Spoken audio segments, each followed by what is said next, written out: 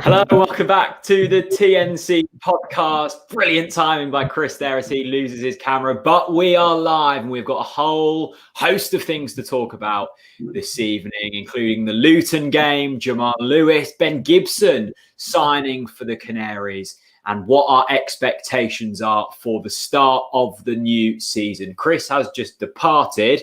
Hopefully he will be back shortly. I'm not sure what has happened there. That is about as organised as Norwich City's defensive line today. Here he is once again. Let's add him back in. Chris, good to see you. I was just saying, mate, that was about as organised as Norwich City's defensive line. You're not going to believe this, Jack. I popped the bottle of Estrella and I wiggled my camera and it came out of the USB connection of my laptop. At least we didn't get the on the ball City jingle that your bottle opener likes to play. Exactly, indeed. Are you well, mate? Yeah, no, very good. I mean, we'll get on to the result against Luton later on in this podcast, and please feel free to leave your kind of match reviews in the comments. We'll be sure to read them all out. I see you're all flooding in the comment section already, which is great to see. A whole lot of things to discuss tonight. What about yourself, mate? You well? Well.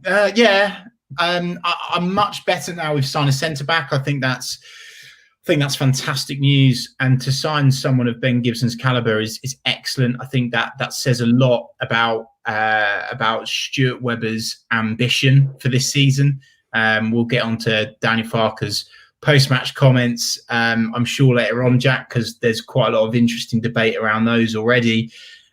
But yeah, for me, mate, I'm feeling more optimistic. I know that we've lost to Luton today in the Carabao Cup, but I'm very optimistic ahead of the new season. Been speaking to Michael Bailey and loads of other people as well, and they're saying we should be automatics. And I know that sounds arrogant. I know people will clip that up, but I do think the expectation should be there. We've done the learning. I'm not sitting on the fence this season doing all of this kind of we're not good enough bollocks. Like, we're good enough. We need to be up in the top two this season. But I am feeling optimistic, and apart from the blue and white, teal and white, turquoise, modern petrol blue and white kit.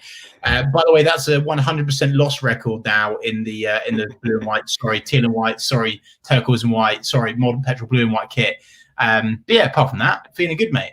No, good. I mean, the whole expectation thing is a really interesting debate. I'm sure we'll get onto it a bit later, but I was chatting to my friend today who's a Luton fan, and he was saying, like, the fact that you can field the quality and the players that we had out on the pitch today against Luton with 17 players out on international duty just shows the abundance of quality that we've got in this championship squad. And when you compare a squad like we've got to a squad like Luton's, who are probably like bottom to middle table of the championship, we've got like 40 contracted professional footballers at this football club for this season.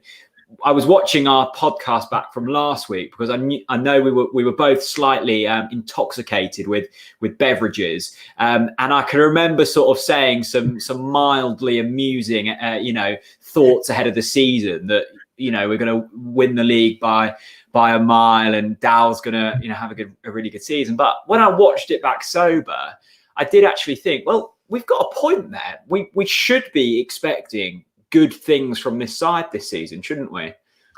Yeah, I agree, Jack. And one of the things I am slightly struggling with is I know that game in hindsight that was played today doesn't mean that much. I get that. I get the fact that the league's a priority more than it ever has been, because we really do need to be bouncing back into the Premier League with the squad that we've assembled and the amount of money that we've invested, which is great. But I look at that team that started today, Jack, and I said it before, and I'm not afraid to say it either.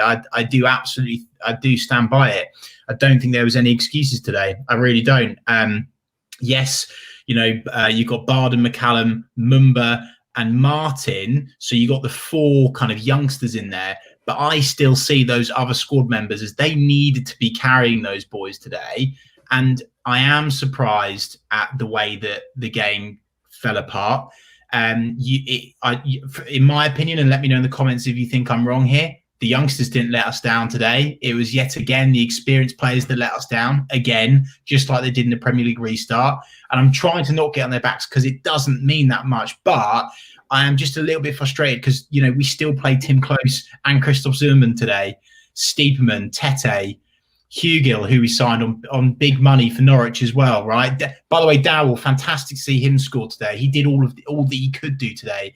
But I must admit, Jack, I do feel a bit frustrated at the result today because I do genuinely think that team, regardless of the amount of people that were missing, should have done better. They should have done better. And I know it doesn't mean that much, but I am just struggling with.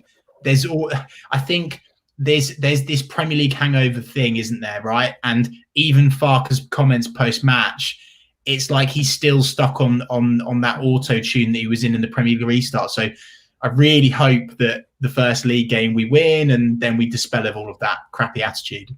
Yeah, no, completely agree. I mean, we've touched on Luton there. We'll be talking in depth about today's Luton game. We've, of course, got the Ben Gibson news to discuss and the big news breaking today that Jamal Lewis looks to be going up north to Newcastle.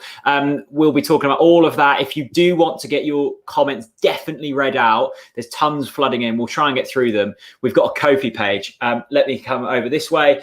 You can find it in the link top line of the description. It is a one-off donation service, although you can now do monthly, PayPal or debit card, £3 donation or more if you want, and you can leave your message and we'll get them read out on there. The link is in the top line of the description. Absolutely, you don't have to, but if you've got a couple of pounds sitting around, then we would much appreciate it. We touched on the comments there from Daniel Farke. First of all, hello to everyone. Richard Churchyard says, hello, boys. Good to see you, my friend. Barry Lee Cullis, evening, chaps. Chris comes back. We need to see a rant. He is back, and I'm sure there'll be a rant this evening. It might be coming right up. Let's see what Daniel Farke had to say after today's defeat to Luton. This is the quote from Connor Southwell, friend of the channel. He said, we are not a big favourite for winning the title or something like this. We will have to work unbelievably hard for every point, and we definitely need our best players. I think that was proved in this game. Now, Chris, the season in which we won the title in the Championship, Farke was very much playing it down. Even until the last kind of game of the season, he was saying we need to play our best football. We're not favourites to go up. We get into the Premier League. He was saying from the start, we're favourites to go down for a reason. This season, it's the same kind of mentality from the off, and that is we're not favourites. I mean, if you look at the bookies, we're not favourites. I think we're about third favourites behind Watford and Brentford at the moment. But money's pouring in from us. A lot of pundits are saying we should be going up. I think fans are expecting big things. We've, invested a bit of money in the squad this time around. What do you make of them comments? Look, it's not worthy of a full-on rant, but I am slightly worried that, as I've said already, I've hinted at it, in the Premier League restart. I really want to try and move on from that, so I want to stop mentioning it. But that was just such a poisonous, horrible cycle of nonsense. Not just the players' performances, but also the post-match press conferences as well, and what Daniel was saying and how he was reacting, how the players were reacting, how the whole club was reacting. I think in that restart period was disappointing.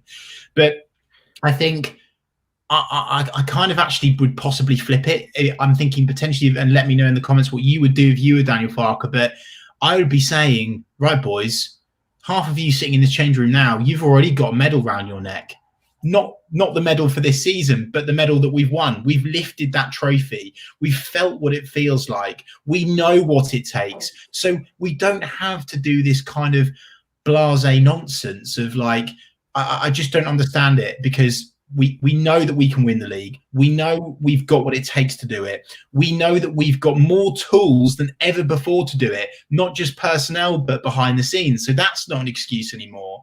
So yeah, I'm a little bit worried about that comment, Jack. I am. I can't hide that. But I really want to try and give Daniel Farke all of the opportunity to try and prove a point to the supporters and try and, come out the gates flying like we know that we've discussed. But what I would say, firmly and fairly, I believe, he's been given everything he needs.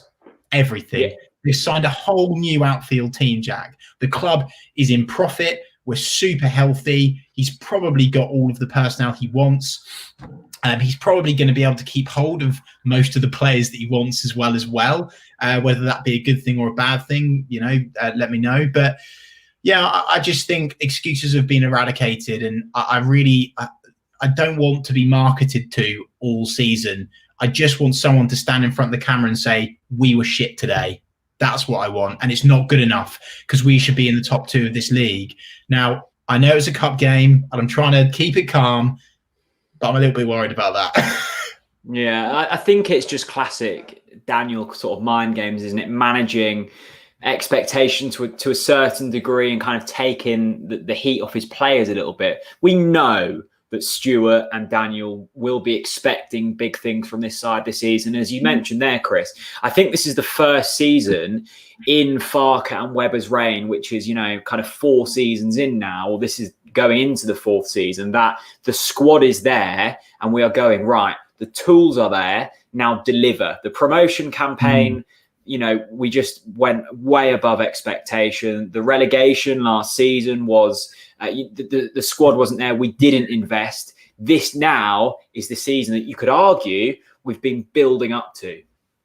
Jack, I was just going to say there's a fantastic comment on Facebook from Michael J. Garwood. It makes a lot of sense and will hopefully settle people down if they're feeling a bit angry about today's result, potentially.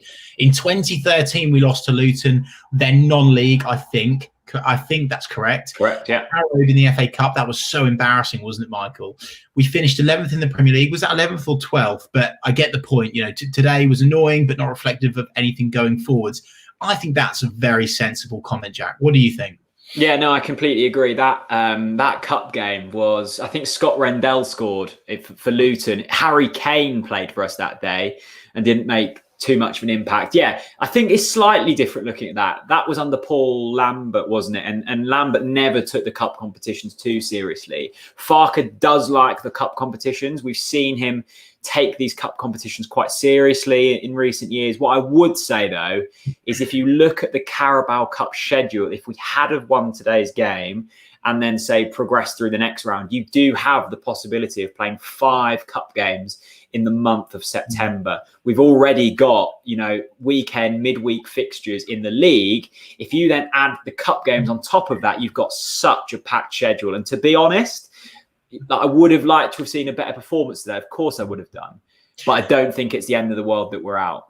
Do you know what today kind of reminds me of, Jack, a little bit? And I keep reminding myself of the Premier League restart again, but when we fielded that really odd team, I think it might have been the game before the United game, which I can't actually remember which one that was. Was it possibly Everton at home? Can't remember. Sorry. Yeah, okay. I'm trying to erase that from my memory. And the reason why Daniel did that is that he wanted to go and win that cup game against Manchester United, and it completely backfired. And of course, he didn't have the opportunity to play his strongest team today. But again, like some of the post-match stuff I've seen is kind of like, well, actually, we had so many players missing, and it's the first game, and I don't know. That to me, that smells a bit with the players that we've had on that pitch today. It does smell a bit. You know who I'm really I cannot hide my concern for this player, Jack. And I know that you got some stick for tweeting it, but I understood why you did. I think it was probably a little bit harsh, but I am a little bit concerned about Tim Closer. I am a bit concerned about it. This is a really interesting. This is a really interesting point, Tim Closer. I think, he played today. He hobbled off with, I think it was a dead leg, so it's not like a serious injury, but the injuries are certainly in the back of my mind. So I tweeted that out, and I got a really interesting response, actually, from Dan Emery. And this is it here. I'll read it. I find the difference in perception of Hanley and Close really intriguing. In the last 3 seasons for Norwich City, games played, Tim Close 83, Grant Hanley 62. Games missed through injury, Close 46, Hanley 45. And who scored ratings, which I don't really like to read into too much. Close outperforming Hanley in both seasons. So in terms of games missed through injury in the past 3 seasons, Hanley and Close are pretty much identical. And that is a worry, because that was our go-to centre-back partnership before Godfrey developed into the player that he has done. And going into the new season, Close and Hanley will still be regarded as, important first team players, one of which is our captain. So if you've got a combined total of nearly 90 games, as you can see there, missed through injury in the past 3 seasons between your 2 centre-backs, that's a worry. Now, you are going to pick up injuries, and I think it's so important with a defensive line that is minimised. And I think the reason we had the success is Max and Jamal was so athletic, so good, hardly picked up injuries. You had Ben, who hasn't picked up too many injuries. It's just if you rattle through them first 2 defenders, which I would have thought Gibson will be starting, considering the money that we've paid for him and his kind of prowess. Whether Godfrey's still here, who knows, whether it's Zimmerman. But if you lose one of them to injury, or they just need resting because there's a lot of players, and you're then relying on Hanley or Close, that's where issues come. And I think going forwards, we've got more than enough talent this season. And I don't think it would be wise, and I don't think we will be signing another defensive player now before the transfer window shuts. But I just look at that centre-back pairing and I'm still not sure, Chris. I'm not surprised you're not sure, mate. I cannot begin to tell you how chuffed I am that we've signed Ben Gibson, because I think actually all of the lads there, Christoph Zimmerman for me is the man. Like, he's one of the first names I put on the team sheet. But he's not had much game time of late because he was injured for the whole of last season. So even one of our strongest, in my opinion, centre-backs is still going to be getting back to his optimal again. I think bringing in a player like Ben is going to be massive. And it seems like what he's saying on camera gives me the faith that he's got the right attitude. I like the fact that he's here because he really wants to be here. I think that's really important. He's not just taking us for a ride to get a bigger move. So that's really exciting. But yeah, Jack, I look at Tim and I'm not assured by him at the moment, and I'm sure that he'll know that in himself, that he's not playing his best football. Grant Hanley, he, as someone said on YouTube, Luke Ward said on YouTube, Hanley is solid. Yes, Hanley's solid when he plays, but then let's also break down that comment politely.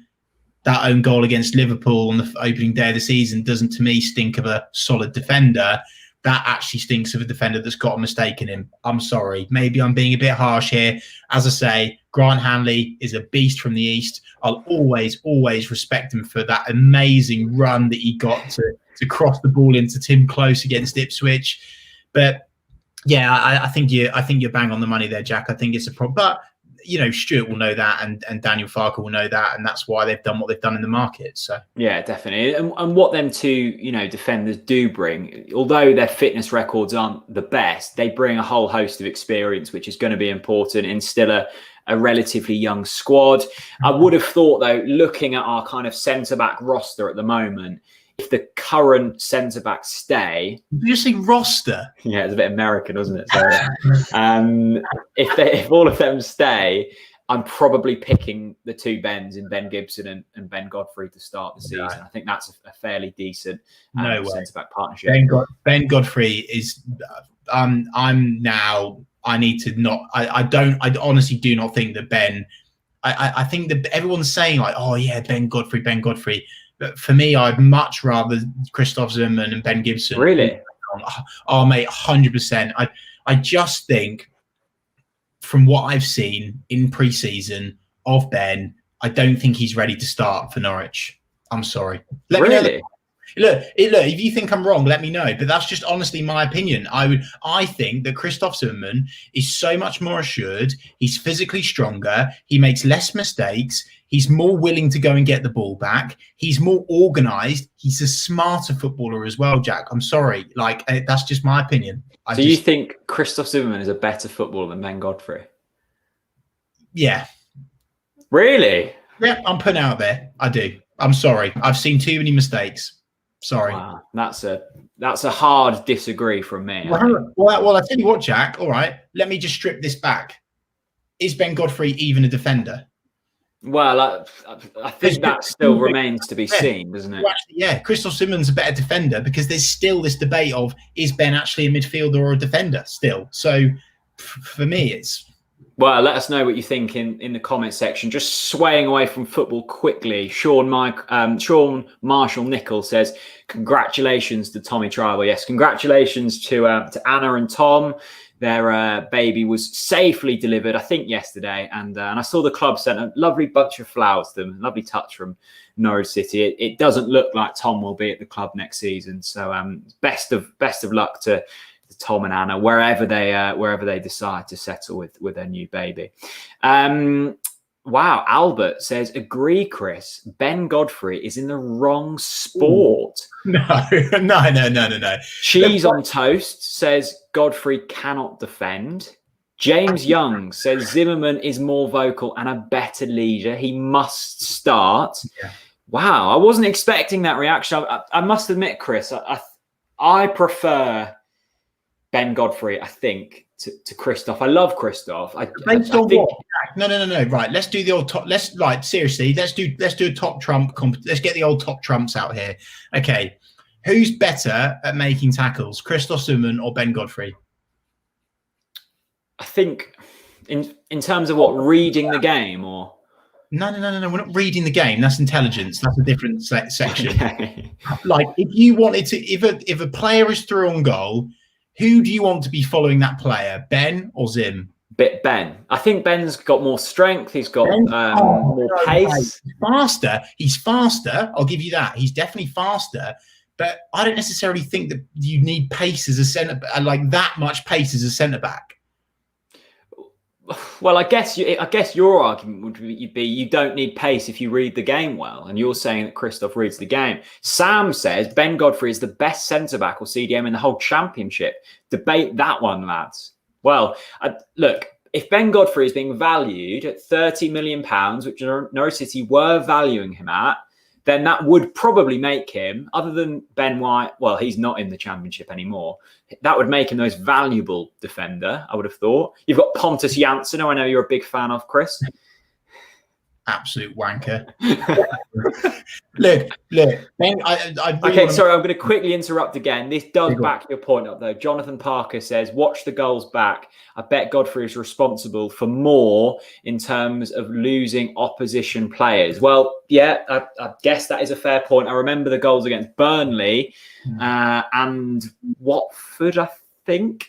Ben was responsible for them. Look, this is an argument that is probably a bit late that we're having. Our first championship game of the season is a week away. There's loads of debate, though, Jack. Honestly, in the comments now, so many people are debating it, and that's what we love to see. A bit of debate, and I think it's a great luxury. You've got a homegrown player that's supposedly valued at between 25 and 30 million pounds that can play the ball out from the back, and it's got a bit of prowess about him, and is a leader. Ben Godfrey is a leader, particularly with the younger players as well. It's a great thing for Daniel Farke that he's got that option. But in my opinion, it's Christoph and Ben Gibson. And by the way, Ben Gibson is, everyone's saying, well, Ben Gibson's got to go straight in. He might not be ready, which I don't know. In a funny sort of way, he might need to maybe adjust to Norwich. I don't know. We could well see against Huddersfield Ben Godfrey alongside Christoph Zimmerman. And I would be happy. Yeah, Ben Gibson hasn't played too much football in the past, couple of seasons. This is a good point from Ben Huntley. He says, we're too unorganised defensively, has to stop if we want to go up. Well, we're looking at individual players here. Maybe it's a defensive system that we should be looking at. Maybe Ben he's asked too much of as a defender. I was reading an article from Michael Bailey on The Athletic, which was kind of explaining the role of Max Aarons and Jamal Lewis.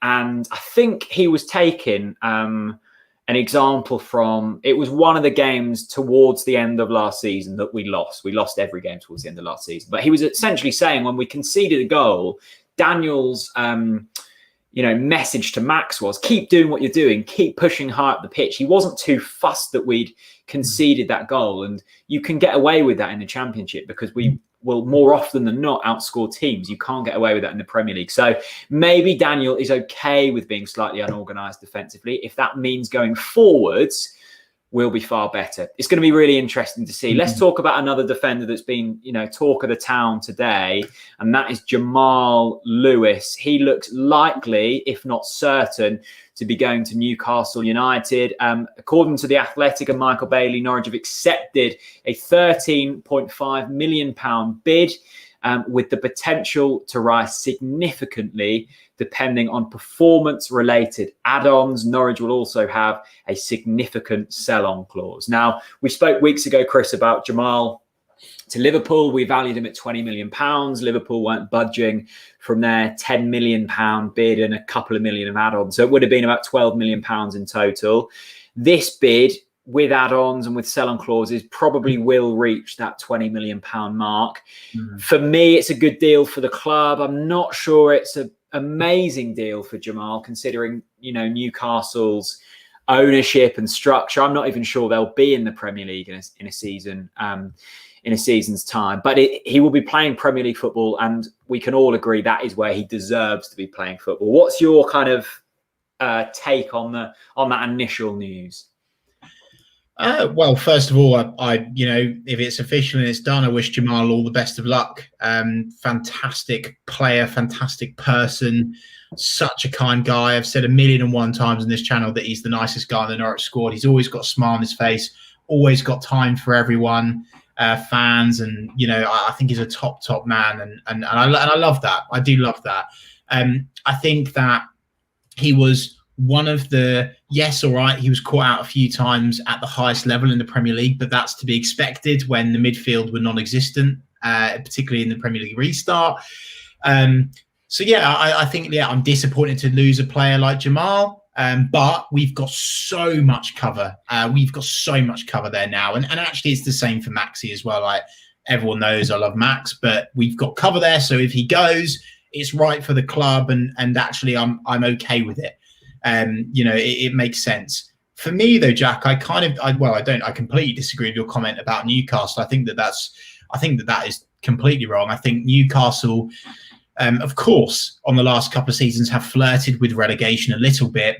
I think that what Steve Bruce has done since he's been in is very impressive, because they had a Rafa Benitez hangover. I think he's starting to win, from my observations, he's starting to win over their supporters now. I think that if Jamal has been told / promised that he's going to play week in, week out at Newcastle United Football Club, huge football club. Oh, yeah, massively, yeah.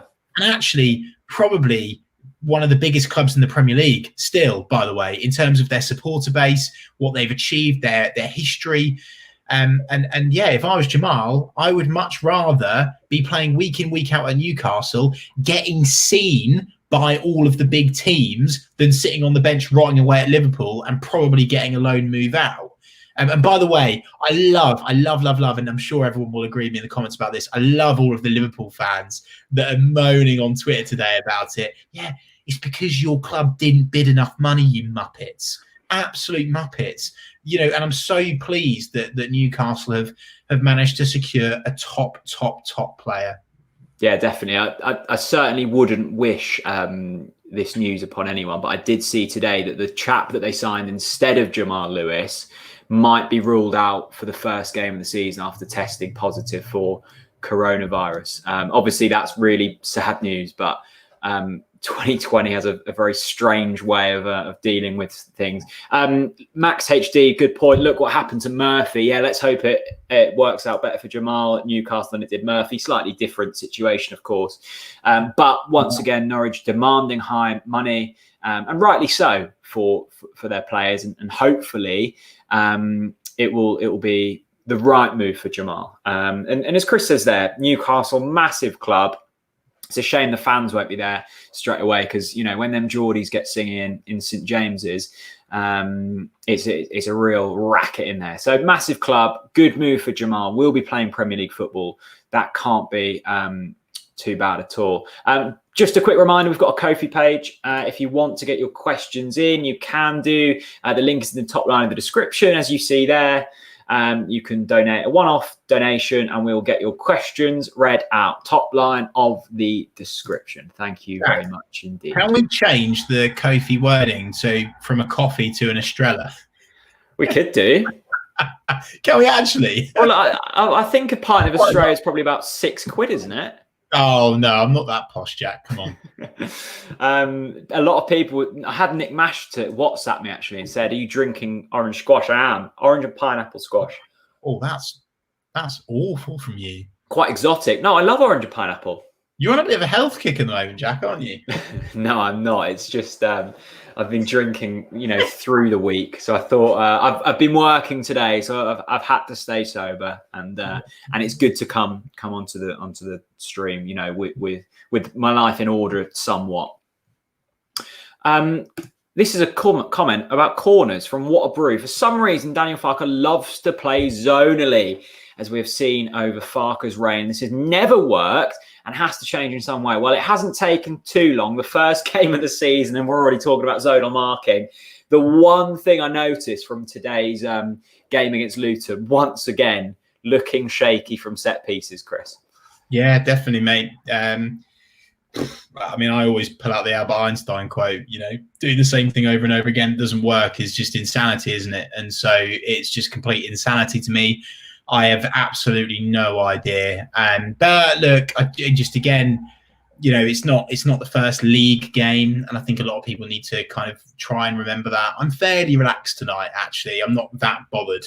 Of course, it hurts me that we've lost, but I'm not actually that bothered, because so long as that we defend properly in that league game against Huddersfield, then no one will be complaining, will they? But the bottom line, Jack, is we talk a lot about set pieces and things like that. But one of my things is, why don't we try to improve our discipline? Why are we giving away silly free kicks? I mean, Grant Holt came on for the watch along, and that's what he said, wasn't it, Jack? He was like, I don't know why they're giving away silly free kicks in those sorts of positions, inviting the pressure on. And again, let's switch on more and really try to not give away corners. I know that's I don't know. I'm trying to look at it maybe a little bit of a different way, because I think Daniel Farke is maybe potentially too stubborn to change from zonal marking. So yeah, hopefully the new defence that we've tried to kind of get together will be a little bit better at that. But no, spot on, Chris. I'm glad you mentioned about that kind of in-game management. That really stood out to me when we had Holty on for that Watford game, just giving away silly fouls. And this comment here from Shaney is, related to that. Can we speak about when Dal scores and a minute later we conceded so quickly, complete lack of concentration, not even the admin on Twitter could keep up. Yeah, I did notice that. We didn't even get our goal announcement out before James Collins had once again taken the lead for Luton. That's the thing, right? Is it? I think in the Championship we will be able to get away with slight lapses of concentration, because more often than not, the attacking side against us won't have the quality to dispatch. They did today. James Collins, very seasoned Championship striker, got his hat-trick. Well done to him. But that is something we will need to eliminate out of the side. And I think that comes with time. I mean, this is a relatively new squad. We are trying to gel them. The pre-season hasn't been there. But it's simple things, isn't it? And if we are looking to do well in the Championship, there will be teams like Luton setting up in a manner like Luton did against us today and hitting us when it hurts. 100%, Jack. And they're a Championship side. And what I would agree with Daniel Farke's comments is, yeah, he's right. This is what we're going to be up against this season. And, we saw it.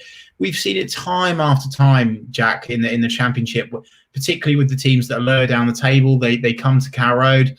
They try and stay solid. They try and hit us on the counter. They try to go for a mistake. And that's what happens. And we crumble and they sit back and they park the bus. We've seen it 1,000,001 times.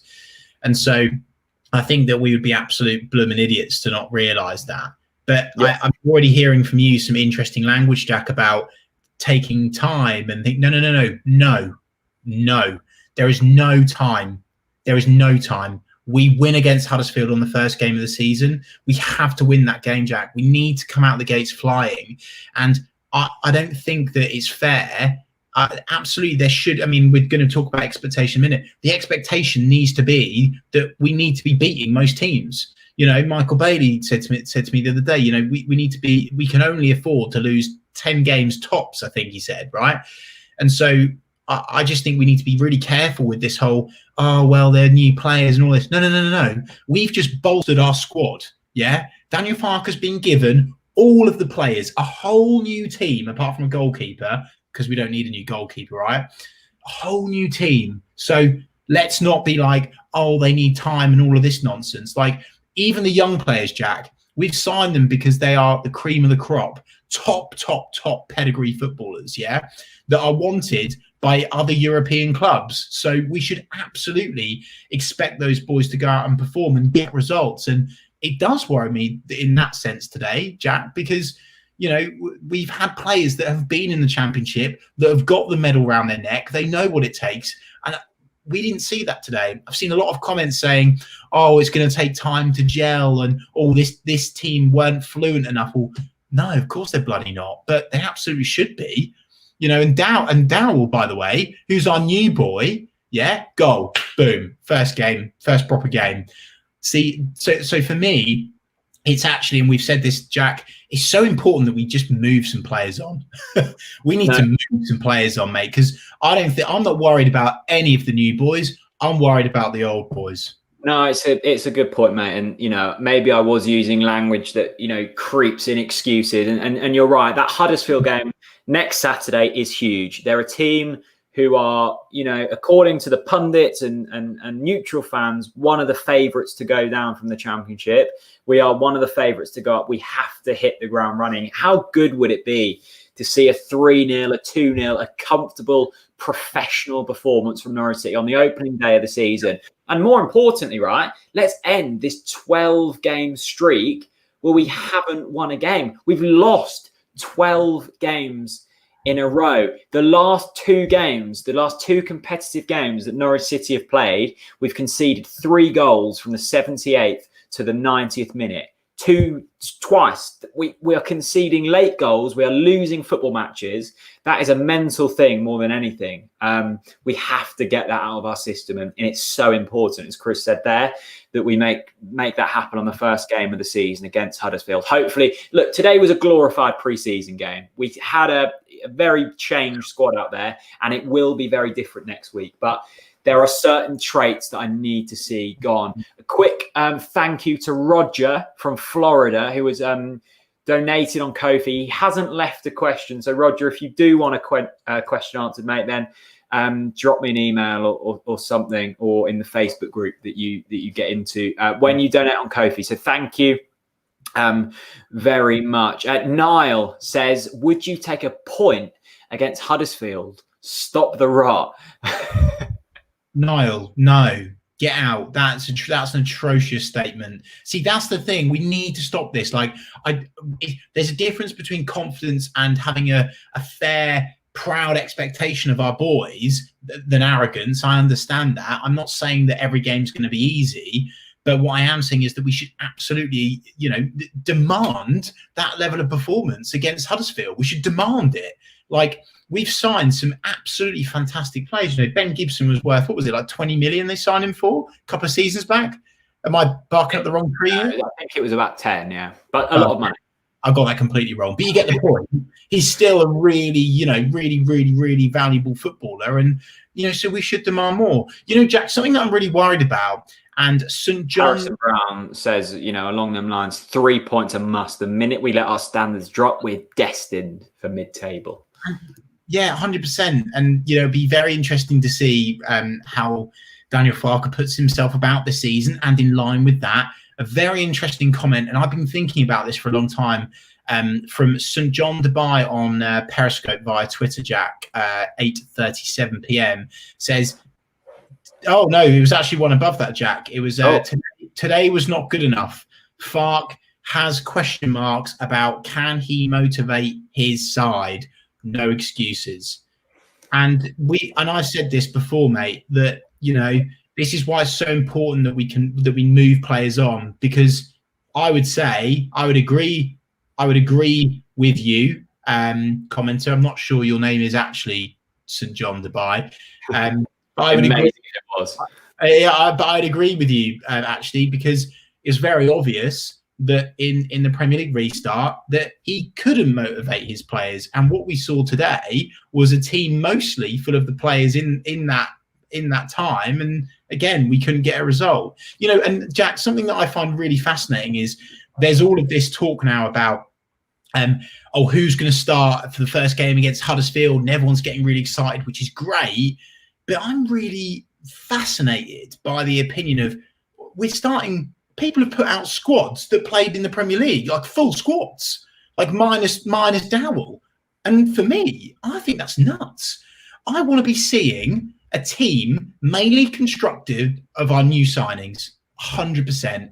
Even if the risk of throwing them in too quickly all at once. What? Yeah, but what? If there's a risk of throwing them in, again, wrong language to use, Jack, why the fuck did we sign them? Yeah? They're not good enough. If we honestly, if they're not prepared to be thrown in, they're not good enough.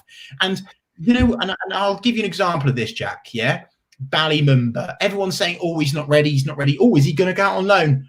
Ballymumba has been excellent from what I've seen of him so far, and I'd be so comfortable with him starting in the Championship week in, week out. Not a problem at all. So yeah, and again, maybe let me know in the comments. Who do you start? I saw someone say something about Buendia. We can't win without Buendia. We're going to have to move on from Buendia eventually. I want to see a team with our new signings, not because I'm loved up with the new boys. I just think they deserve a fair shot at doing it like 100%. No, it's going to be fascinating to see what that initial team looks like. Here is Roger from Florida. He says, gladly donated and got you both an espresso. That was meant to be. So thank you very much, Roger. We will gladly drink the espresso on the early mornings when after a 2-0 defeat to Huddersfield. I'm sure. James Rushmore says, here we go. Should we be concerned about Martin's attitude? It was mentioned that he had issues when first signing today, rarely tracked back, albeit looked good going forward. Should we be worried? No, James, I don't think we should be. I assume that is referring to Josh Martin rather than Chris Martin over at Derby or somewhere. Yeah, I read a really good article about Josh Martin from Michael Bailey. We signed him. He was a very highly rated player at Arsenal. I think he had dreams and expectations of one day making it into that Arsenal first team. And as we know, with youngsters coming through academy setups and youth teams, it is very tough to get into that first team. And he arrived at Norwich with the expectation, a couple of seasons ago now, breaking into the first team at like 16 or however old he was. And Farke essentially said, look, mate, you need to get better. You're nowhere near first team level. And he's had a couple of seasons. He's progressed to a standard which now, shows that, well, a lot of the people at Norwich think he's the best kind of youngster coming through. I don't think tracking back, and that is an attitude thing. That's just getting used to first team football. We saw that with Todd. We saw that with all of the young players that have come through. And Buendia doesn't track back. Well, Emmy as well. I mean, that's a tactical thing. Like Daniel might not want him to track back. Like we look at one of our best wingers of all time, Darren Huckabee. The reason he was so good is he didn't need to track back. He had Adam Drury behind him who'd mop up the danger. Sometimes you waste your attacking outlets with giving them defensive duties. One of Todd's big reasons why he progressed so well last season is because he learnt the defensive elements of his game. That might not be something for Josh Martin. I think Josh Martin's going to be a real player to look out for this season. I think he's going to have a good season. I'm not sure how much game time he will have. That three in behind the striker is very populated. You've got, it looks like Buendia might stay, which would be outrageous. You've got Todd still. You've got Hernandez, Boheta, Dowell. Skip might play more advanced. Vrancic, Stiepermann. There's so many players there, and Josh Martin's going to have to be really, really good if he wants to be playing football. Jack, maybe it's just because of like the Jamal news today. I think that this whole kind of opinion of, we're actually going to somehow keep hold of our players thing. I just can't see it. And let's not forget that the transfer window is shutting in October, isn't it? So there's still lots of time for players to move. Of course, they don't want to start the season with a new club and stuff. But Yeah, I just think with Buendia, that man is ridiculous. He's a magician. He's so good. And for a Premier League side not to pay his value to have him in the Premier League is madness. I think absolute madness. You know, him in a team that can actually defend would be unbelievable. He'd be a top draw player. Definitely. And I'll be so surprised if we keep him in the Championship, Jack. I really will. No, I would be, but let's hope we can. Lots of Norwich fans tuning in from America tonight. Thank you so much. Another donation on Ko-fi. Norwich fan from North Carolina. How concerned are you both that Norwich City conceded a second goal right after equalising? Does that current squad look like they can score a late equaliser winner like the Championship winning team? Yeah, we've kind of touched on that. I think it's a really interesting point though. You know, the season in which we got promotion from the Championship, we scored so many late goals. Like, I've been watching a lot of them games back just to cheer me up.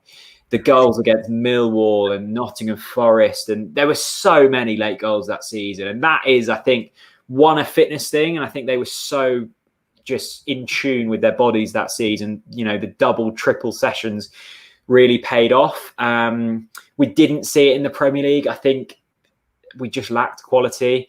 Hopefully we will see that again this season. And maybe after, you know, we might look back at this game in a month or 2 months or at the end of the season and go, thank God we learnt them lessons in that Luton game when it didn't really matter. Thank God we got the mistakes out of the way quickly. This is positive me talking.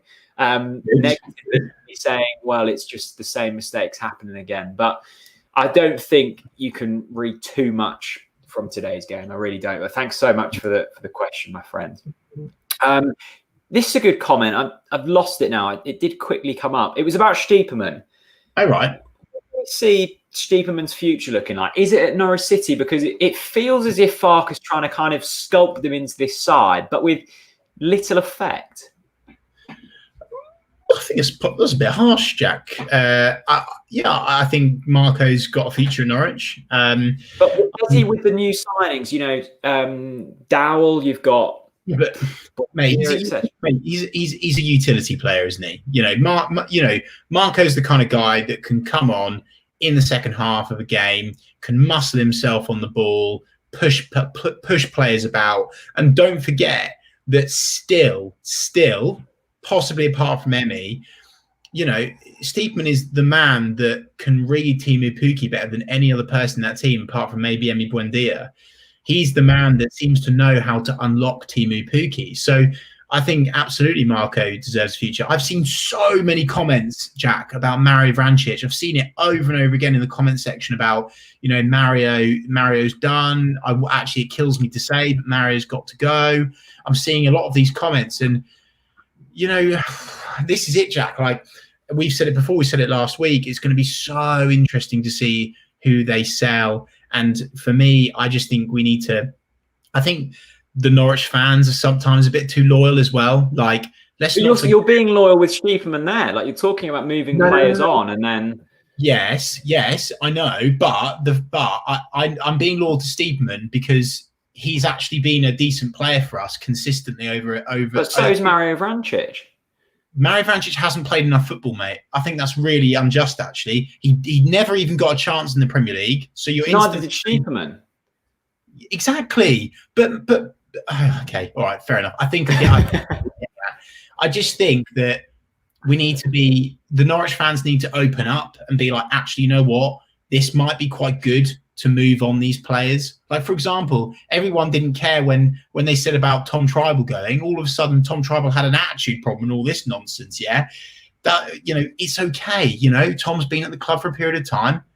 Still, I still don't think he should have gone. But the matter of the fact is, if Stuart Webber and Daniel Farke feel like it's the right time to move on that player, then that's going to be a very good thing for the new boys, I think, because I think the new boys need to have a chance of being able to do their own thing and not being almost poisoned by the Premier League restart boys. No, I agree. I think there is a real tough balance to strike between freshening up the squad and keeping players that have got you to the Premier League before. And this comment from Ben Carter touches on that. He says, can anyone say that Roop is better than Tribal? Unless he has a seriously lost Farke's trust as Leitner did, why are we getting rid of him? Well, I think I wouldn't go about, Ben, saying that Farke lost the trust of Farke. That hasn't been proven, and I don't think he did. I just don't think it worked out. Tribal's attitude was fine.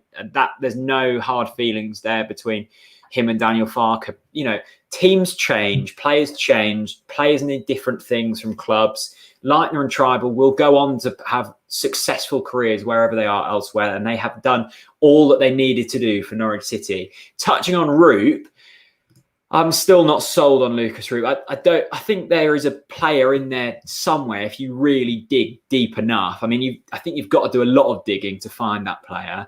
I don't see what he brings. I think when I was really criticising Mario Vrancic when we first signed him, when I was saying, he's slowing the play down, there was something there that I could see, and that eventually came out. With Lucas Roop, I just think he's bang average, and that's not. Well, it is a bad thing. I can't see him playing many games for Norwich this season, not with Sorensen and Skip and players like that ahead of him. I don't think Lucas Roop's got too much of a future at Norwich City. I really don't. Not with Skip.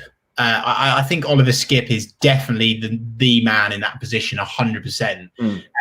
I totally agree with that comment. I totally agree. Tribal over Roop all day. I'm sorry, and I've been battered for my opinions on Roop. I think that, again, I guess he could be a useful player, and I hope, Jack, that we're completely wrong. I hope that Lucas proves us wrong. But do you know what I'm finding really interesting looking at social media? There's all of these people saying, I think Roop had a good game today, and they're saying it like that, like, I think Roop had a good game today. And it's like, so trying to be edgy. Not only are you trying to be edgy, you're also trying to convince yourself. Yeah. So for me, it's obvious. Like, no one's necessarily saying, Dowell had a good game today, because it's so obvious that he's a top draw player. Whereas I think I see with a lot of supporters, they're always saying, Roop had an all right game today. And it's like, well, yeah, no shit. He probably should have an all right game coming where he's come from. So yeah, I haven't really got any expectations of Lucas, sadly, for this season, but I hope that we're wrong. Yeah, agree. A Kofi supporter, I haven't left your name, sorry about that, says TNC better than anything on terrestrial TV tonight. Well, then I don't know about that. I think there's probably repeats of Homes Under the Hammer on somewhere, and I think I'd be watching, Dion take you up to the bedroom at the top of the stairs above this. But thank you very much for watching, and let me know your name privately if you don't want it read out. Thanks very much. Mike Parker says Roop's second rate at best. Anyone who has watched him can see that. Yeah, I'm not going to cause a pile on. I don't think. Well, we did sign him to try and keep us in the Premier League, and that was just another area of the poor recruitment. George Tyler says, really will miss Tribal. He would die for the shirt. A true warrior. Yeah, a real warrior. I think he did lack technical ability in certain areas of his game, but I think that was made up in other areas. It was, Chris. You can't, I know you love Tom Tribal. Mate, that's horrendous from you. It's not, though. It's not. That's technical. Mate, the last time you pulled out that, Russ Martin burnt you down and took you to the carpet cleaners. About what?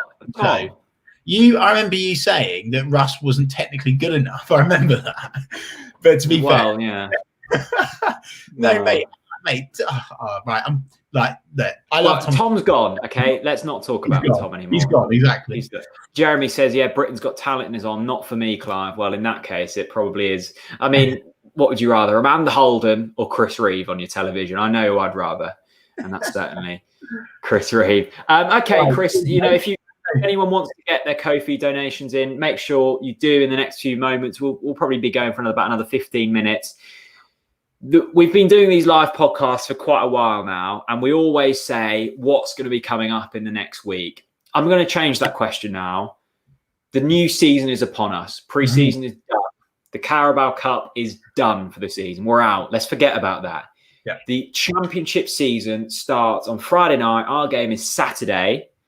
Where are your expectations at, and what do you want to see from that opener against Huddersfield? A win, a convincing win. I think we should be winning that game 3 or 4-0. And wow. I think after the first game, we should be top of the league because of our goal difference. Not much then. I'm sorry. I'm not going to concede to weak, pathetic excuse chat like some people. I can't do it anymore, mate. I'm fed up of it. There's no excuses. We've signed such good quality. Stuart Webber got burnt big time in the Premier League. A lot of supporters saying, oh, Webber out, he's not good enough, he's a joke, he got lucky. Well, by the way, he's done his job, so give him credit. He has lined this up. In my opinion, what he's done and his recruitment team, they've signed a team capable of winning this division. It's as simple as that. He signed enough quality to win this division. I struggle to disagree with that. If Watford keep hold of their best players, they're going to be up there too. But I do honestly think that he's done everything that he can. And now there's a tremendous amount on Daniel Farke to make it work with the new signings. It's as simple as that. We have to come out the gates flying. The supporters need this as well, Jack. Like, everyone's talking about the players. I've not heard anyone talk about the fans in a long time, and I'm a bit annoyed about that, actually. We need this. The supporters should be more selfish and should demand more from our players. We need to see the boys put on convincing displays certainly within the next the next 3 or 4 games. We need to be going hell for leather, attacking teams, new players, different tactics, new ideas, big goals. The fans deserve it, mate. Okay, well, to counter that, we've just had a Kofi donation from Simon. He says Farke is on a slippery slope. I feel like he's got too many new signings and doesn't know what to do with them. 4 or 5 would have been enough. Seen it a number of times, load of signings, and it upsets the balance. What do you make of that? I know I can appreciate why Simon has said that. I think, by the way, Simon says, but I think it's too early in the season to say that Daniel Farke can't get the best out of the new signings. I think that is too harsh, right? But certainly for me, he needs to know his game plan for the first, from the Huddersfield game, because that's what matters, yeah. But we've seen it in pre-season, mate. I think we've seen in pre-season that, he's got PP, on one. He's got Kieran Dowell dominating play. He's got Ballymumba putting in solid performances when supposedly he's not good enough and he should be going out on loan because he's not ready. And I think that Daniel Farke, I think he does know how to get the best out of the new players so far, but we should judge it after the first game. But what I would also say is that we do need to be just a little bit, what's the word? Careful. I just predict that Daniel Farke is going to be under fire by most of our supporters. If he doesn't get a win in the first 3 games, it's going to be toxic as hell. No wins in the first 3 games? Yeah. Oh, yeah, definitely. 100%, mate. But this is the problem. When you've been on such a rot and you continue to play the old guard that simply don't cut it anymore, you're asking for trouble. And that's why I'm saying Daniel needs to be using his new signings. I'm sure he will, by the way. He knows more than me and you. He knows how to do it. But I do agree with Simon's observations that actually he could be. Because if he doesn't pick up results straight away, I think. Yeah, well, I'm surprised that Farke didn't get as much, stick as he did last season. 12 straight defeats, Norwich fans. That's an abysmal record. If that happens at any other club, the manager's gone. So expectations will be high, and if we don't start the season on the front foot, there will and should be criticism aimed at Daniel Farke. But we're not going to get into that negative chat now. Let's hope we win the first few games. We haven't mentioned this, actually. George from Aberdeen, thank you so much for the donation, George. I hope it's well up in Aberdeen. Dermich, no squad number. Chris must be gutted, yes. Josip Dermich, Tom Tribal and Norwich Leitner were the 3 players not included on Norwich City shirt numbers, which surprised me a little bit. Not Leitner and Tribal, but Dermich. They are obviously very confident that they can shift him. Now, we should be trying to shift him, but I'm surprised that anyone are willing to pay his wages unless we're just going, look, have him. We'll continue to pay the wages. Just go somewhere. I would use my transfer budget to cancel his contract. Really? 100%. Absolute joke. Simple as that. Well, George from Aberdeen, I don't think the answer was as elongated as you would have liked, but there we go. Chris doesn't enjoy Josip Dermich on the pitch, but I know he's got his songs in his Spotify playlist, so there we go. This is a brilliant comment, actually. I'm glad this has been raised by Harvesto Game. He says 36% of England's under-21 team were Norwich City players. Thoughts on the quality of young players? Yeah, great tweet. I did see this on Twitter. England under-21s. Was it last night they played or the night before? There was Max in there, Ben, Todd. Skip. Was there someone else? Or was Skip. that three? Skip as well, of course. Skip was the fourth. I did see a lovely tweet that was saying, I remember where Ian Abrahams from TalkSport said when we got Farke in, it was a bad decision and it will be harmful to English football. And there we go, 36% of England's under 21 setup now, fueled by Norwich City players, which is brilliant. And look, we have such abundance in quality. You look at Max, Todd, Ben, brilliant players. Oliver Skip on loan. Yeah, he's not our player, but he's playing for us this season. Again, another brilliant player. That's so wonderful to see. It really is. So thanks for raising that.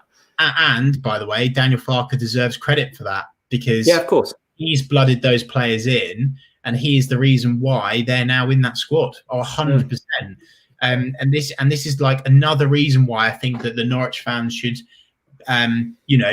actually, people are talking about Mumba and Sorensen not being quite ready yet and stuff like that.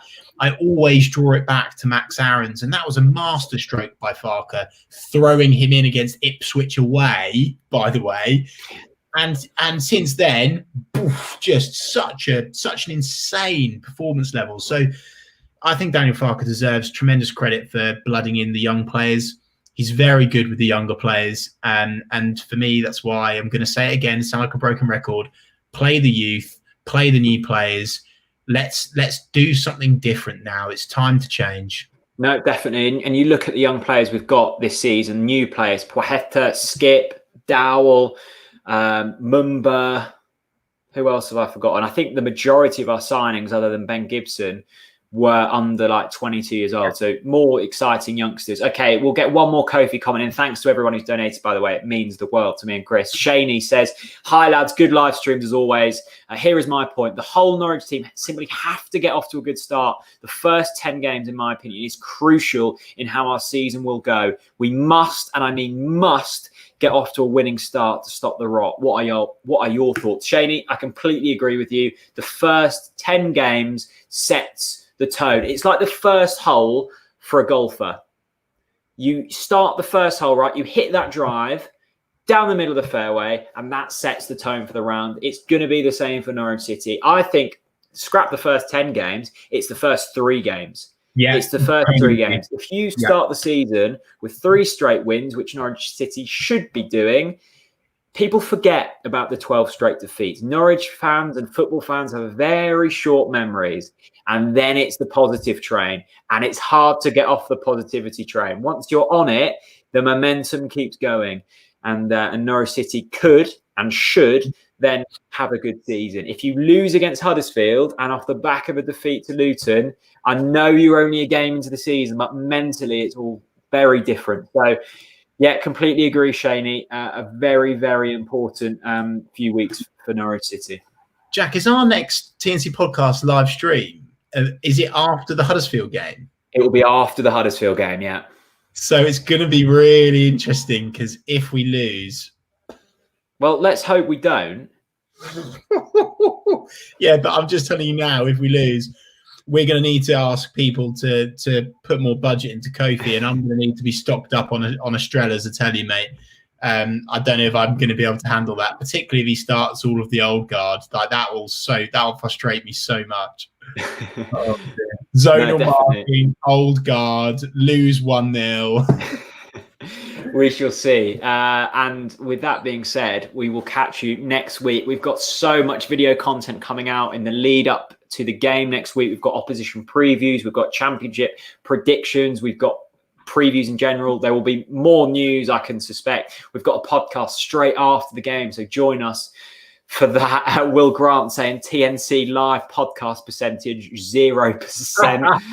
That's very true, actually. We haven't covered a win doing live. Not a single one? No. Fuck. No, we wouldn't have done. Terrible. Maybe we need to stop, Jack. Maybe this is the reason. Maybe. Jeremy Benson saying 20k subs incoming. I tell you what will guarantee a Norwich City win if we hit 20,000 subscribers. We're a little way off. I think we're about 600.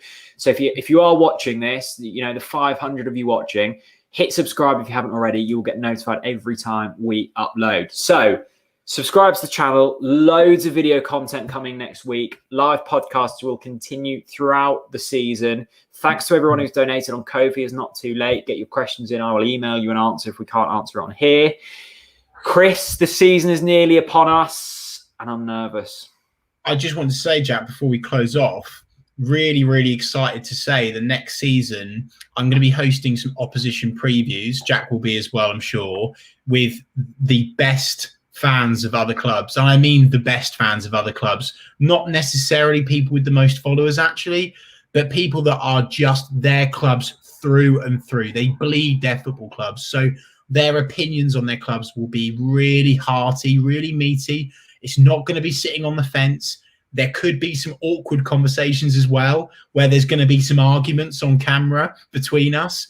But I just wanted to let everyone know that there's going to be a real different type of content on TNC next season. We're not going to be sitting on the fence, that's for sure. And I can't wait to get it underway, Jack. It's did you just say you're nervous, by the way?